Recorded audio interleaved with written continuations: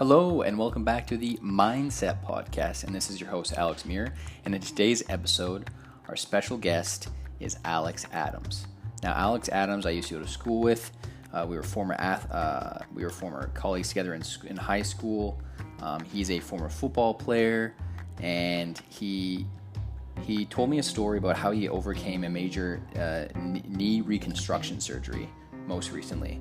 So this episode goes into detail of how he overcame his knee reconstruction surgery, what he's been doing to help rehab it, and how he has been coping with this current pandemic that we've been having. So, with the challenges of having an injury, plus not being able to go to the gym, it has its challenges. And then we go into depth into his current career, some of his work experience, and kind of talk about our relationships as former colleagues and like gym partners in the gym when we were in high school, and just our thoughts on fitness, nutrition, and life, and our philosophies about life and our thought process. So hopefully you guys will enjoy this episode. This is episode 21 of this season. So hopefully everyone enjoys, and welcome Alex Adams to the podcast.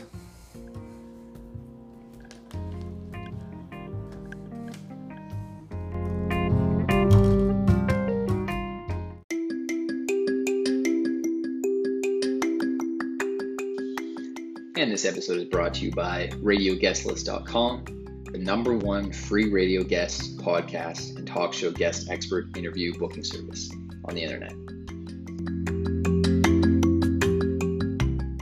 Adams, he's a colleague of mine. We used to go to school together back in high school, way back when, back in 2011 now it is, or 2012. It's been a long time. You graduated in 2011. Yeah. So how many years younger are you again? Just or a year. Older? Just a year. Okay. Yeah. Nice. Younger. Yeah. And we went to school together. He's a former athlete, or still is an athlete, because in some ways. You play football and stuff like that. Oh, all sorts of sports. Yeah. But like I remember way back when, it was me and North. We were pumping iron. We started to get really serious, and I saw you and your buds and your brother in there all the time, because you have to train all the time for football. Yeah, and then all of a sudden, like, we started to connect, and I didn't know you at the time, and North kind of introduced me to you guys, and we got some PE together too, quite a few. Yeah, we were. That's right. Yeah, and we had an incredible camaraderie, and with your group of friends and mine, and that's all we did. We just trained and ate, just mountains of food and mountains of training, right? Yeah. No, I think we instantly connected just because we got along and we had similar, I think, attitudes towards life. Yeah, and I think the biggest thing we have in common is like that continuous pursuit of growth. Absolutely. Pursuing growth and wanting to improve, wanting to be better every day. And make tomorrow we get better, than be better the next day than you were the previous day. Oh, absolutely. Yeah. And one big thing I wanted to talk to you about, which we just briefly touched on before this episode started, was how have you been overcoming this significant knee injury of yours? Because I know you must have been pretty choked when this happened, because I believe it's a lot. There's actually a lot more to just the knee injury. It was a cascade, or if not a waterfall of injuries. Oh, okay. Yeah. And maybe for our listeners, if you can go into depth on that, because I know. Yeah. So about 2 weeks after my 21st birthday, I was playing up in Kamloops or Kelowna, one of those two cities. And it was at the BC Lions practice facility, and there was a junior football game, which is like the tier below college here in Canada. And I got blindside block on the opening kickoff by two opposing players, and my leg planted and twisted in the ground. It snapped. I thought I broke it, but I didn't. Me being kind of stubborn and kind of tough, I didn't stay on the ground. I kind of just shrugged it off and said I'll deal with it on the sideline. So I literally walked off the field with no help at all. Once I hit the sideline, I settled in, everything kind of hit me, my knee started swelling up. I started talking to the team physicians, and it was just a lot. It was pretty overwhelming, and then I knew I couldn't continue with the game, so I went back to the change rooms and dealt with it kind of on my own.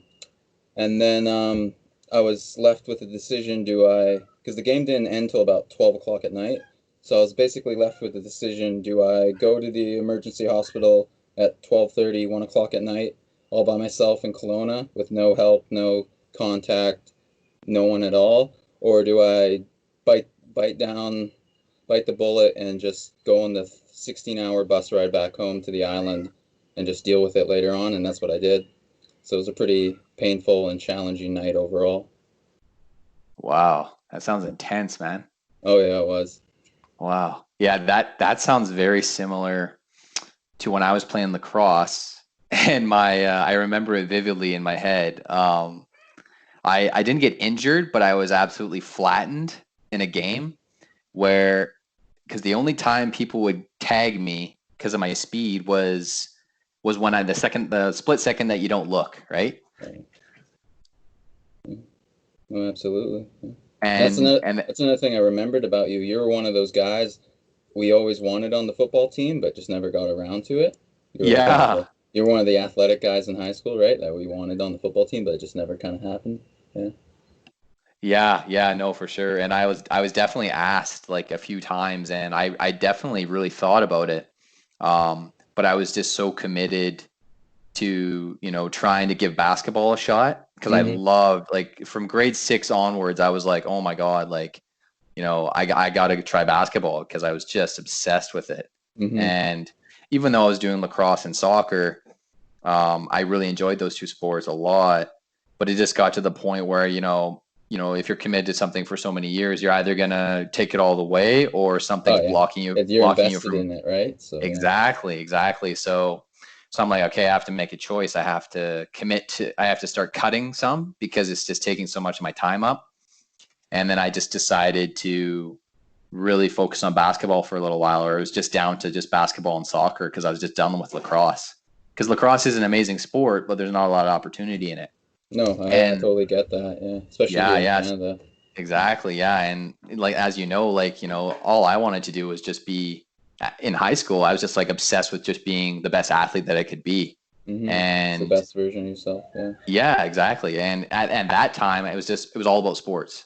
I knew I wanted to go to college, but I knew that, as long as it was like in grade 11 when I had the epiphany, like, yeah, I need to line up college opportunities. Because Mm-hmm. I was just like yourself, I was just Yeah, always like, you gotta start putting things in order, or you're gonna get exactly, behind. Yeah. exactly. Because I'm one of those people that, I'm a little anal when it comes to planning. And I have a tendency to plan 1 to 5 years down the road. Like I try and have a vision as much as possible because it just gives you that. It feels like it gives you leverage, Yeah. puts No, you ahead of the absolutely. I curve. totally get that. Yeah, and in a way, having a pandemic like this, as tough as it is for a lot of people, people are going through financial turmoil, relationship turmoil, Everything. Yeah. everything. Like everything's kind of They're hitting being the fan. psychologically challenged in a way that's unusual to their norm, or their. Yeah. Yeah, and it's so unfathoming to so many people. It just kind of hit them like a ton of bricks. They're like, "Oh my God, like Very this is sudden for some. Yeah. this is new." Mm-hmm. So in a way, it's like, mentally, I feel I was very prepared because I had already been laid off my job before, and I'm glad that I did get laid off because it would have become more of a shock, if I didn't go through that experience before. Similar Because to me. Yeah.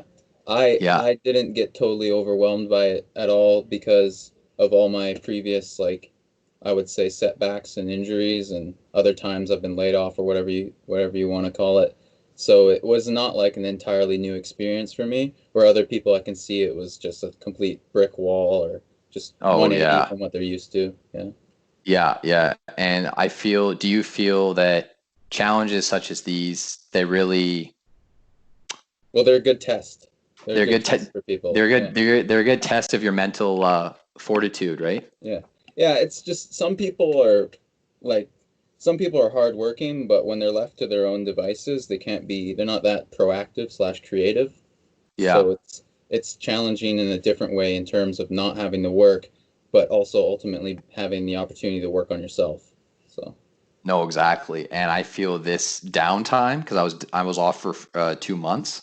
Mm-hmm. It gave me so much time to really think about, okay, what do I want my next business moves to be, or business growth needs, or what do I want my next personal, interpersonal needs to be? No, You know, absolutely. I think it gave a lot of people finally the opportunity to reflect, think, and pause. What is it I really want, and what is next for me?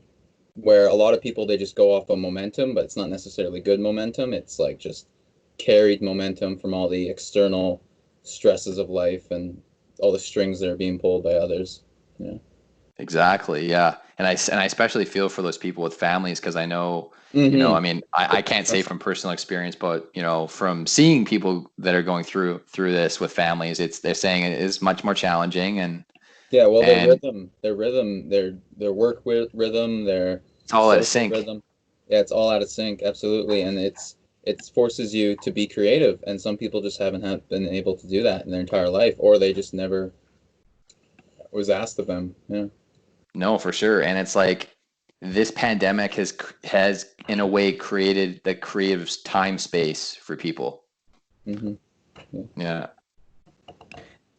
And one of my other questions for you was no, knowing that you've gone through some challenging setbacks and painful events, how has the current pandemic shifted your mindset with having less access to resources potentially? I I mean, it was like it's a good thing and a bad thing. Like in terms of how it affected me immediately right off the bat was I was only 3 months post total knee reconstruction, so I had my ACL redone and both my sides of my meniscus remodeled because they were completely ruptured and destroyed and all that. So I was I was in the thick of it in terms of my rehab. I had all of my jobs. I got time off of all of them. So I was basically training 3 times a day, including physiotherapy. So let's say four times I'm in the gym a day, and then I'm eating in terms of how it's going to affect me. It's a really well designed diet, and then yeah, and then extracurricular stuff like acupuncture, what's called the thin needles, IMS, and then a lot of what's called TENS units. Like I basically my whole objective was for the next initial 5 to 6 months just to hammer away at my rehab and not be interrupted for once in my life. But this virus was just another, challenge. But once I settled in, probably 2, 3 weeks into this quarantine or lockdown, you want to call it, I realized, well, look, you're going to have to find some way to train, still work on the things that the ACL and all that, all the process of rehab that all the steps I'm going to have to take. I'm going to have to do them to the best of my ability with whatever limitations I have. But at the same time, I can also work on things that I thought I had to push back. So, like, for instance, I was studying my CCS, which is my Certified Strength and Conditioning certification. So now I was able to start reading now instead of later on in the year where I was going to put it to the closer near end of my rehab. But now I can get ahead of my reading. Um, just listening to more things, more podcasts, reading more books, buying more books. So knowledge is power. So with all this downtime, you got lots of opportunities to learn more and to try more, obviously. And then probably like a month in, I realized, well, you know what? You haven't really explored the island that much. So I basically decided, look, I'm gonna start hiking. I'm gonna start hitting trails, like because I need to start jogging again. And that's a low impact form of physiotherapy for my legs. So taking lots of steps, going on uneven ground works my balance without being in the gym. So basically, the restraints physically I was having to overcome, I just utilized a way that was more adventurous in terms of like physical. It was a way to like touch my physical it's called stresses I needed to impose on my body, but at the same time have fun and like do things I hadn't done in a long, long time, so several years. So like adventure, explore, hike, jog. And then one thing that really kept me honest to myself, because I want to be consistent, right? So one thing is I started reading into steps per day and how they have a long-lasting effect on how long you live and your longevity. So the average person who lives 75 to 65 years old gets approximately 10,000 plus steps in a day. And I was like, oh, that doesn't sound too difficult. And then I recorded my steps a couple days in a row and realized, whoa, I am way off the path of what I want to be in terms of like physical activity. So I got a good app, got a counter, started calculating my calories and my steps, and then I made a list of places I want to hit every single day, if not every other day.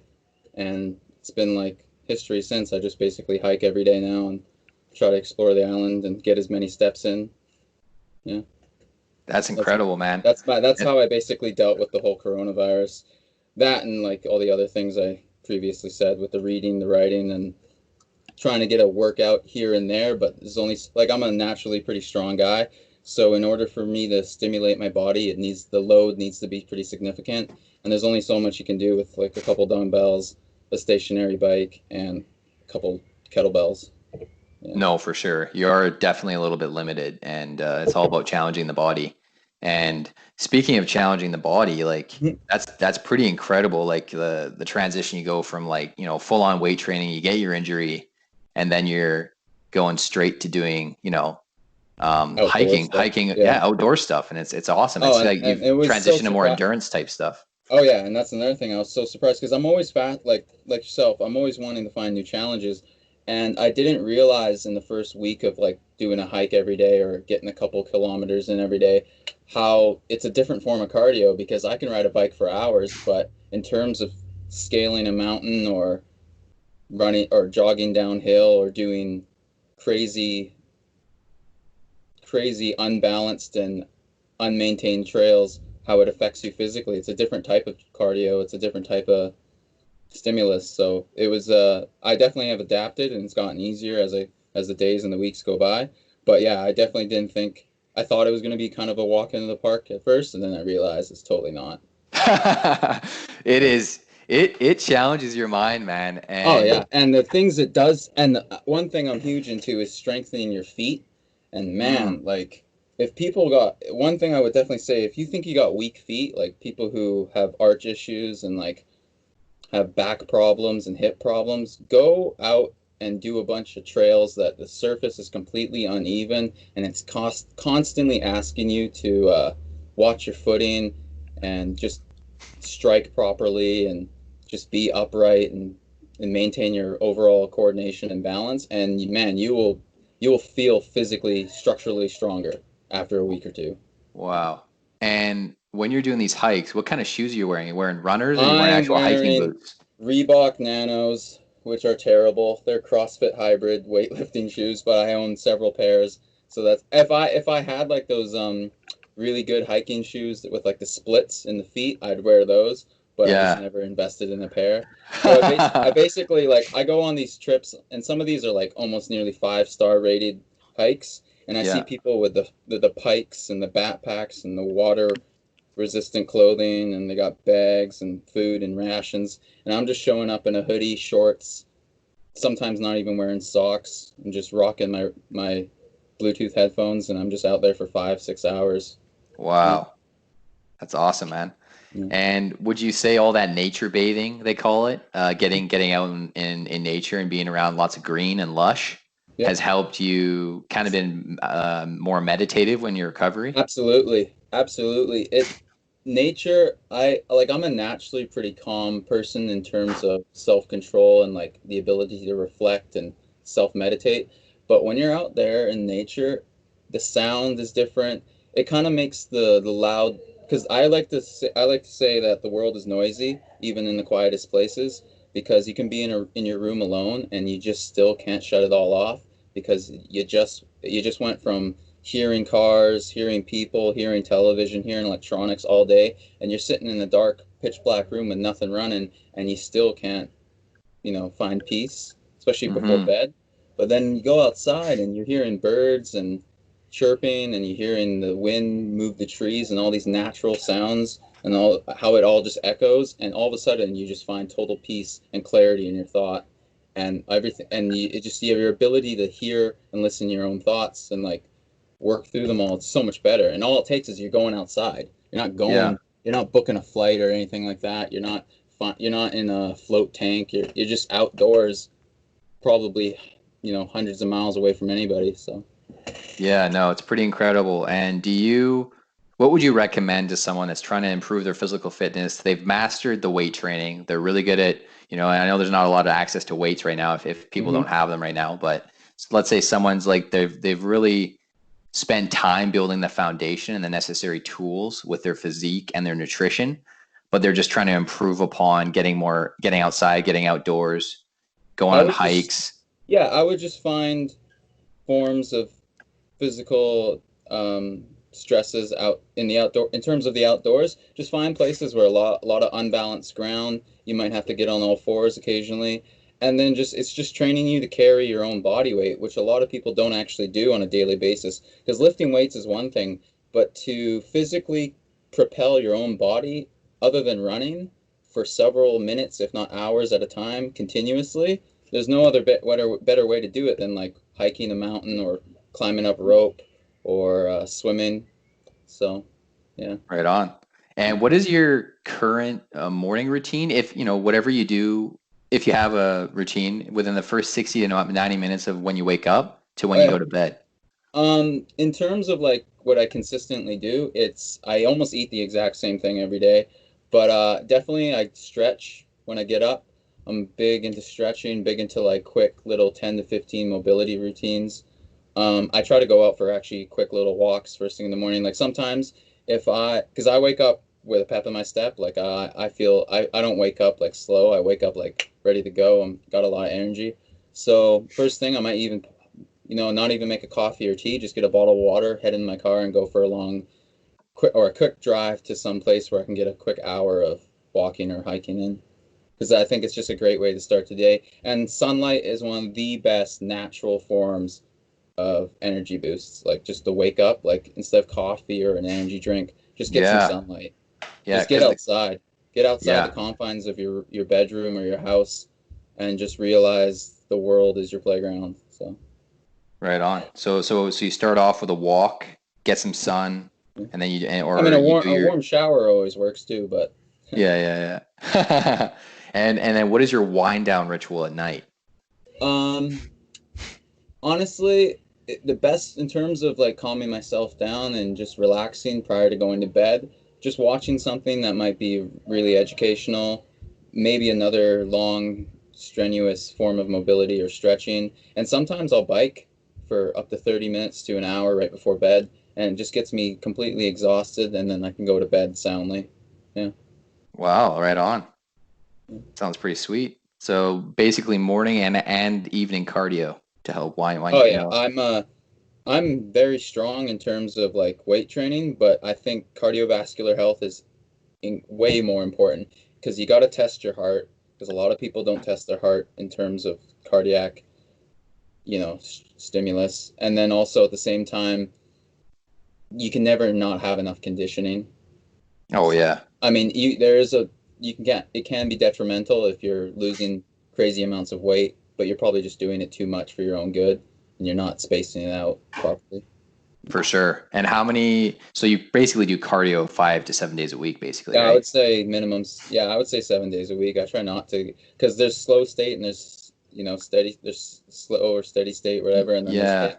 But like, and then I would say there's hit, there's steady state, and then there's hiking. Hiking's a totally different. Hiking might be hit, it might be slow state, because it's like, I don't know what my heart rate is. I haven't measured it or seen what the variabilities is and like how it spikes and how it drops. But I'm gonna tell you right now, there's points during hikes where you're dying, and then there's points Yeah. where you're very mellow and you're in the zone and you're just carrying yourself. So Yeah. And I can attest to that when me and my friends have hiked Benson, because I oh like to do it because it's super challenging. I don't do it often. I yeah, wouldn't say I'm a hiking regular plays a hiker lot. like Yeah. yourself, but I like to challenge myself.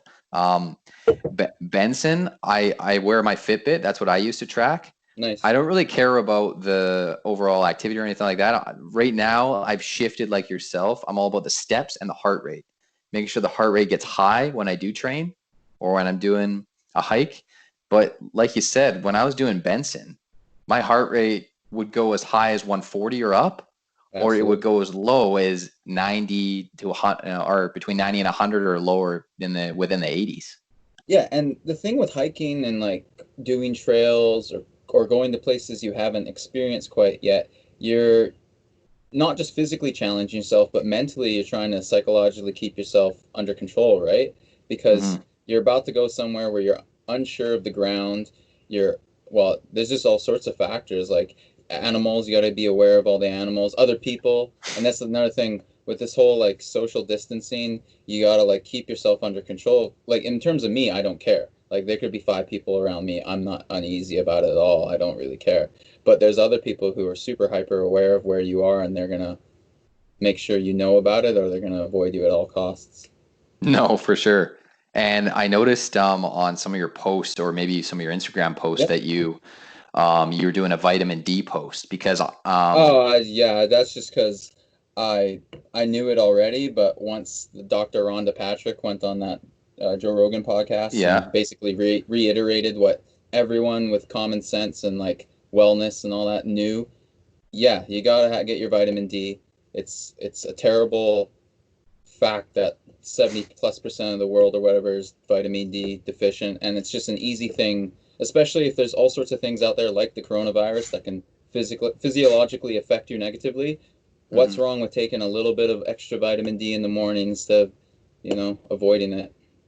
Yeah, no, for sure. And I saw in your post you Yeah. recommend if you're an athlete or you're training pretty vigorously to do 4 to 5,000 IU's a day. That's what she recommended. Some I have friends that are taking 10,000, but Oh my I would goodness. just say, yeah, if especially how accredited she is and how much she knows and how well known she is, 4,000 is nothing. It's just, especially here in Canada, we have a lot of good brands that sell the tablets and 1,000 IU's per tablet. So you getting 4,000 is nothing. Where in the States, I know some of their brands they only do about 2,000 per tablet. So you're gonna have to mix and match and make your own little proportions. No, no, for sure. And because I can tell you right now, Yeah. I started upping my vitamin D within the last 2 weeks.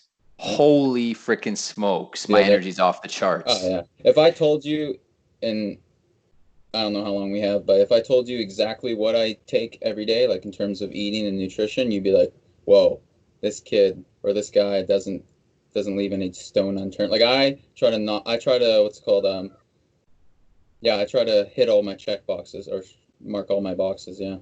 No, for sure. Like your nutritional markers or biomarkers. Yeah. I try to not make any mistakes in terms of that stuff. And I think it's really easy. Like people think it's difficult that you're taking a bunch take stuff or like you got to consume a bunch, but if you do it and you don't do it crammed, it's pretty easy. Oh, by cram, do you mean like people that try Do it and all at do, once. Yeah. yeah, like intermittent fasting or Well, stuff not like just that? that. It's just like people like, oh, you need to take like for instance, cognitive ability. I'm big into that. I think that's really important. Like not only getting adequate sleep and being well hydrated and drinking enough water. Like those are little things that everybody avoids or just a huge percentage. But Right. taking fish oil every day, it's not that difficult. It's not that hard. You just take one or two, three tablets a morning, and boom, you've hit your omega-3 um, levels, and you're good. You don't have to worry as much. Your mental capacity is going to increase. Your memory's not going to fade with age as fast as it would. And then there's a bunch of other stuff you can do to prevent those sorts of things and improve your overall cognitive ability. But fish oil is just one of the easiest things because we Yeah. all know not a lot of people eat fish, and no one's getting high quality food in terms of like what they're uh, available to buy at the grocery store unless you really go out of your way in terms of your thinking. So take some fish oil.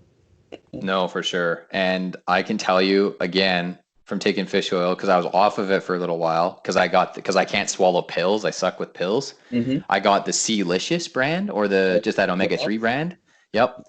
And holy smokes, man. My Yeah. memory and then my energy just from those two supplements alone. And then, as clean eating as I can get with the whole food clean eating, like has been tremendous.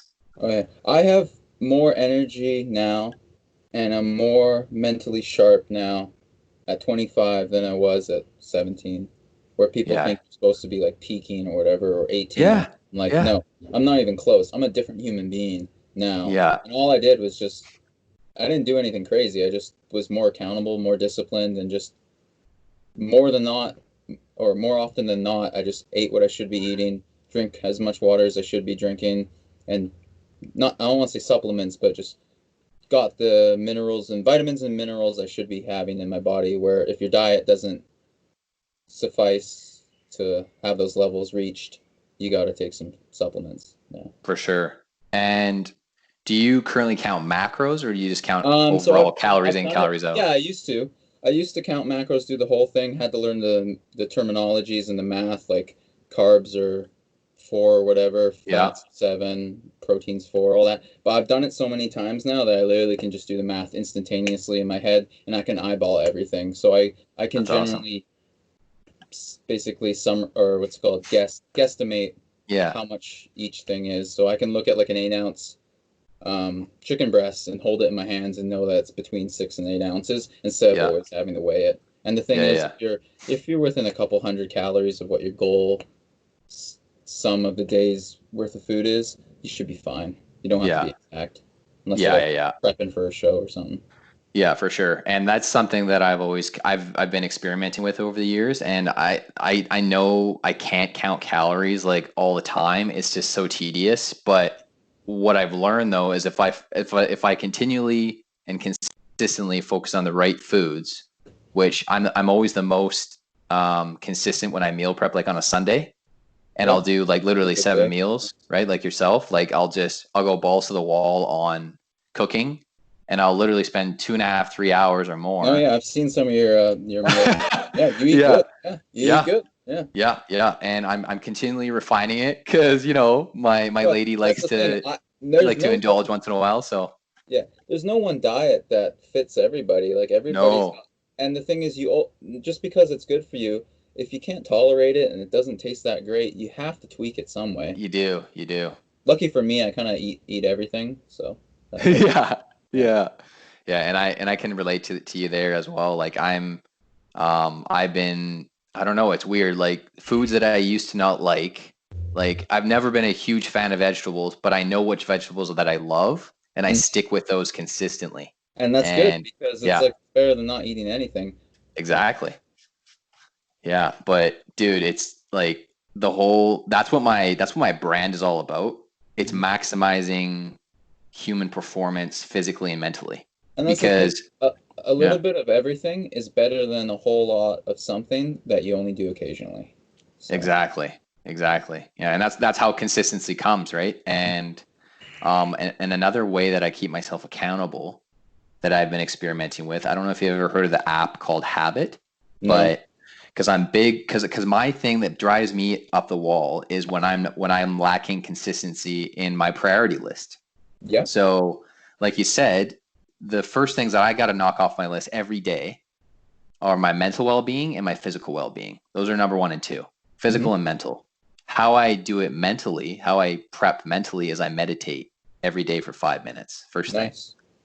And then at the end of the day after work, because I was fortunate enough, I was able to I'm able to work earlier, do like a 7 a.m. to 3. Yeah. That is my prime, like biological prime time. As You far as found a like, period of time where you work more optimally than later yeah, or earlier. Yeah. exactly. That's like my sweet spot where it's not too early, it's not too late where I'm like feeling like, oh my God, like I'm missing my entire evening. I'm not Hmm. getting to my stuff. And then I like to do my weight training. Yeah, try and do that like after my meal or my meal in between dinner or dinner right after Yeah. work. You got to So find what works best for you and how often and how frequently you can do it. Because if you can't do it frequently and it's chaotic, then it's not measurable anyways. So because you're just doing something different every time. no, exactly. Yeah, but I'm telling you, this habit app is. Hmm. I used to track my habits in a Google spreadsheet, and I did Yeah. that for about 6, 7 months. And then I'm like, because I'm always about, okay, how can I automate my routine as much as I can, but how can I simplify it and dumb it down even more? Absolutely. That's exactly it. Yeah. because that's what makes my consistency stick. So what I did was I transitioned from the Google spreadsheet for my daily routine, and I transitioned to this habit app. And basically all it is basically checkbox, because I love anything with a checkbox that I can just click and it's like, boom, it's done. I mark it off, right? It's just, you're just like, bam, bam, bam, you get that done. And it works super well. And the reason I love it, because I'm a visual learner, color coded. Oh, wow. Yeah, it's incredible. And then the next one that I'm experimenting with, probably this weekend, is called, because the way my mind works is like a flow chart or a mind map. So I have all these abstract ideas, right, that are coming to my head through my head, especially creative ideas, like this podcast and my blog and all these things that have kind of been evolving over time. And sometimes you're just working on too many things at once and you kind of want to categorize them. Exactly. Exactly. So what I'm finding, especially this week, and because I'm 2 weeks basically back to work, I started last Tuesday, and it's been a little overwhelming because I'm basically doing 3 jobs at work. So one job, but they basically 3 positions because we're down to 3 staff out of 8. The amount of tasks are so I'm really struggling mentally because it's what you call divergent thinking. That's when you've got 3 concepts or ideas, or 3 separate thought processes they might be fairly similar in nature, but you still have to do different thinking for each one. So that's what's really kind of been throwing me a curveball these last few weeks. Is I am adjusting, but I'm noticing my mental fatigue is at an all-time high. No, I totally understand that. Yeah. And one thing I've always wanted to ask you was, what would you say are some of your top strength feats in the gym for your lifts? I mean, I've had a torn ACL for like 4 years, but before that, like when I was 20, I mean, I don't think I've ever reached my physical potential, and I'm still, striving for that. And who trains consistently? But like in terms of like things I've done that I thought were rather incredible was like, when I was 20, I did a couple squat programs, and strength went up pretty fast. So for a guy who doesn't have 10 years training under my belt, I've done some things that I thought were rather interesting. So like I don't use a belt when I squat. So I have a pretty naturally strong core and a strong lower back. So prior to all my injuries, I box squatted to almost, I would say 90 degrees, 545 pounds raw. No knee wraps, no nothing, with like damn near perfect form. I've pin squat, which is just like a squat at the top half of the movement. I've done like upwards to 700 pounds. And this is like not with any professional coaching or like any stringent regime or program. It's just me figuring out what I understand and what I can implement into my own programs I make up for myself. Right. I mean, I'm a pretty strong guy. I'm not too heavy. Like I hover between 190 to 195 pounds. And then like I'm at the top end, I'm like 215 pounds. And I can bench press like 225, like 20 times at least all the time year round. Holy sweet. So like before this coronavirus, I went 6+ months without bench pressing because my focus was on prehab for my ACL.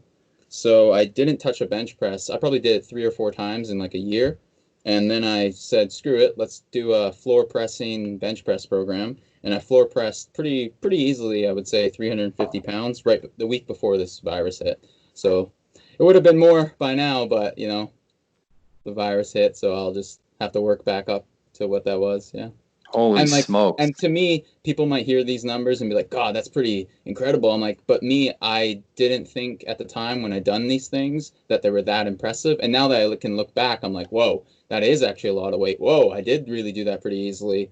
Imagine if I did it like for a living, or imagine if I had no interruptions or no injuries. It's just along those lines. And the thing is, I relatively stay lean. Like I bounce between like, I want to say under 15% body fat year round, between 15 and like 10. So I don't get crazy heavy, but I can get pretty heavy. Like when I did get injured, I was playing fullback and I weighed around 236 pounds. And by the end of that year, 5 months, or not the end of that year, but by the time football season came back, which was July, it was about 5 months later, I had dropped from 236 pounds to 188, and I was stronger, and I was leaner, and I was faster. Oh my God. So In that was a 5 pretty months. incredible year in terms of training, but it was also very difficult and challenging in terms of injuries. Oh yeah, no, for sure. Because you're taking your body through the ringer. Oh yeah, I was going crazy, going ham. That's awesome. And then what would be your what was your lift for your deadlift? Um, I've never really gone too heavy with the deadlift. I mean, I've like 2, 3 years ago, I hadn't deadlifted for almost 2 years, and I just pulled 515 pounds off the floor raw, just just no belt, just my hands. So that was pretty Wow. good. I mean, I probably shouldn't have done it, and the form was pretty good, but it was just not as fast as I'd like it to be. I mean, I have incredible grip. Like for a guy that's 200 plus pounds, I can bomb off 20 to 25 overhand pull-ups, like with perfect form, fully Oh extended my with a God. dead stop. So I know for a fact I have a pretty strong back and pretty strong grip. And a fun fact about me is I have a rather interesting shaped body. I'm just a hair under 6 feet tall, but my wingspan is in excess of 6'4". So I have to work Holy. really hard to lock out weights and to pull and do all those things. So Yeah, because you that's have why like long me bench limbs. pressing well over 300 pounds is actually rather exceptional because I don't have T-Rex arms. That's awesome, man. Yeah, Wow. I got really long arms. Yeah. And to finish it off, how does YouTube come into the mix of your career or YouTube. your one Yeah, one of your I'm kind of personal known. interests? Oh yeah, I've always wanted to start a YouTube channel. I haven't stopped thinking about that, but basically, primarily with YouTube, I'm known around the athlete community as the guy who makes YouTube videos. So a lot of people reach out playing not just football but other sorts of sports. They all pretty local. Like the furthest person that's ever asked me to make a highlight reel for them was probably like Vancouver or Ontario, and it's just because they knew me through a friend or a friend, something like that. And I'm pretty good at making highlight reels for football players and sports guys. So that's where YouTube comes into play. Yeah, I just make Highlight reels. That's yeah, super I make cool. athlete highlight reels for college scouting a lot. I've been doing that since I was in high school. Holy smokes. Yeah, so that's helped me too. That's helped me get in touch with coaches, get in touch with other players, and just help me in terms of connecting with people. Now that is freaking sweet, man. Because like what you're Plus, you at, get what paid for it. It's quick couple bucks. So. oh yeah, because you're so how many What? subscribers do you have? Oh, not even. I like have a little over 100. I have way like no one that knows me. Like I know plenty of people, but no one uses YouTube. So I get plenty of Oh. views. Like I've gotten the occasional view that's got several thousand clicks, but it's Canada. There's not many of us. We're all not here. Yeah, yeah, true, We're all true. spaced out. Definitely, definitely. That's so cool though. And you were mentioning that not now, but like, previously you've done like 5 jobs. Now, were they all Yeah. construction related or is it No. like mixed? So I mean, I'm not gonna tell my whole life story, but like to summarize, basically last year I had gotten to a place where I was, life was difficult. Football was completely over, or not last year, I guess 2 years ago. So 2017, because the last year I played football was 2016, leading into 2017. And then I said, you know what? You got nothing really planned. The leg is still bothering you. You need to get it repaired. So let's just stop. I mean, I'm not a very distracted person, but I basically said, let's eliminate all distractions. Let's just focus on me and my family and helping out my mom and all that stuff. So I applied at one place, got another job, and then some of them were family jobs. But then I realized, well, you already work like 2, 3 jobs. So you're on call for one and you work two basically full time. Why not just work as often and as frequently as possible, save as money as much possible? That way, when you do take your big year off for your rehab, you're not going to be stressed financially. And at the same time, it's gonna be deserved, basically.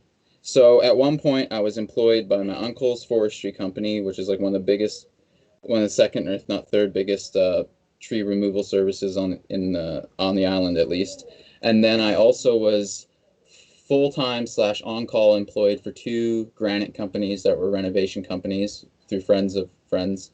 So like dads of friends of mine. So, and I was like one of their go-to guys. So I was just a really good worker. So at any point in time, they could call me throughout the day to do a quick few hour job or just work the full day with them. I also worked full time for the Salvation Army 6 days a week. I ran their furniture warehouse and did all their social media and whatnot. And then I also was working nights at the what's called the Husky. So I was getting graveyards in. So I was putting in sometimes 4 16-hour shifts a day, and that's not even Holy, driving around. So yeah, I've gone I've gone incredible. I've gone like for a guy that's a huge advocate of health and fitness. I've gone 4 days without sleep before, but it is what it is. Yeah. Oh my God. Yeah. You got to do what you got to do, And the right? thing is, I don't drink, so I'm like drinking only water, so I'm stupidly hydrated. With all these jobs, it keeps me really accountable in terms of nutrition, so I'm eating what I should be eating. So that's why though, like working that much and that frequently for that many people, it first of all mentally I was just able to just be able to prioritize what was important and what wasn't, and at the same time I just eat well enough that I do have a crazy amount of energy, and physically I wasn't being affected the way I wanted to be, or could have been affected, or should have been. Yeah, I was able to do the jobs. Yeah, and also because I've worked so many, I would say far more difficult jobs, like in terms of construction and like difficulty and like I guess stress in implemented by my employers, that those jobs weren't that difficult in hindsight. Yeah. So you've really developed that mental and physical fortitude Yeah, over the I years. think what's given me a huge edge on some people is just I've always worked since high school. I've never taken a year off really for work besides injuries. And even then, I'm still working hard to like read and write and rehab. So I'm still working. And then, yeah, I like having multiple things to do and I like challenging myself physically and intellectually. Or other people, they might be a full-time student, but they've never had a job. Or they might be a Yeah. full-time worker, but they don't do anything besides work and go home and sleep or drink or whatever it may be. So Yeah. Yeah. they're No, not I hear actually you. they're not actually that hardworking. Yeah. You Yeah. need to, I feel like working's one thing, but what the work that really begins is after you work. Oh yeah.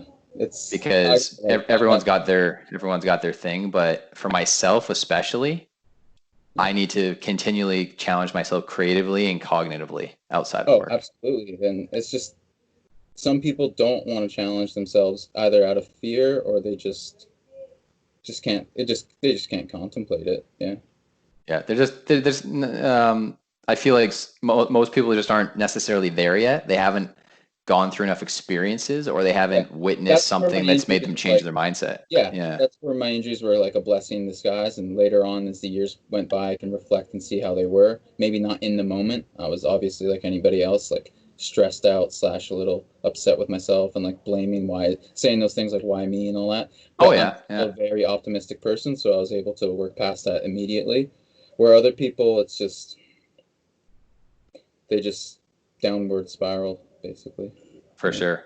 And to close off the episode today, Alex, what would be a statement or a phrase to describe your motto or your persona to our I mean, audience? I got so many. Obviously, you just gotta.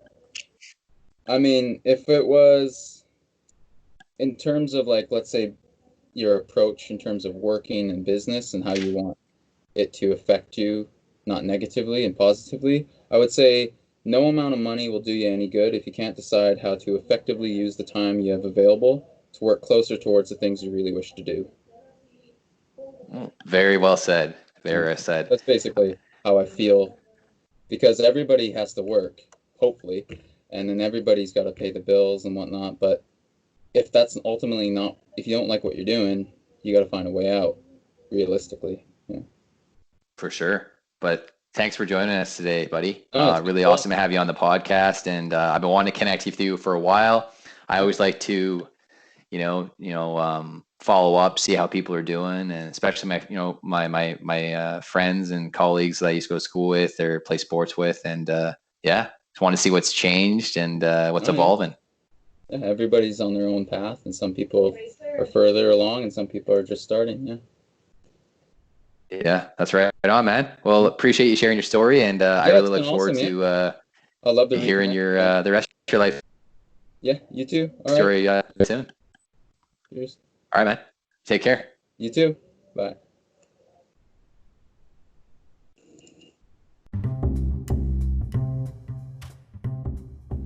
I hope you all enjoyed this special guest series episode brought to you by RadioGuestList.com. Again, this is your host, Alex Muir.